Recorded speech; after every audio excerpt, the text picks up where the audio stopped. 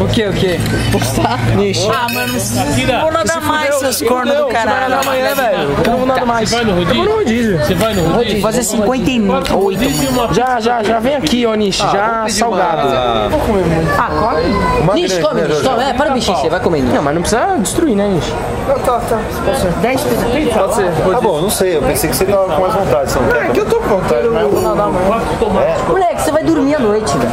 Tá 12 horas da manhã. Você não comeu uma pizza inteira? Ah, não, para. Não, o Lu tá com vontade de comer. Fome, mano, fica me fudendo. Quebrou o gato. O que você acha que nós vamos pedir? Tem alguma ideia, Jorge? Pede peito de peru com rúcula.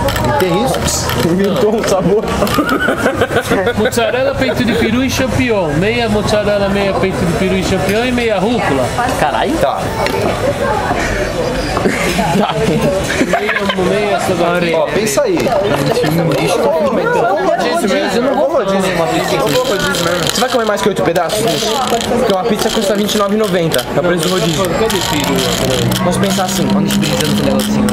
É, isso foi um sim, né? Isso foi um sim, só que com uma culpa enorme de Isso foi falar. tipo, eu vou comer 33, mas não quero contar pra ninguém. E aí, Nish, tá satisfeito? Foi nesse ângulo, assim. Raiz 4. Então uma grande meia dessa. Não tem problema. Uau. O que, homem? Que homem? Que homem?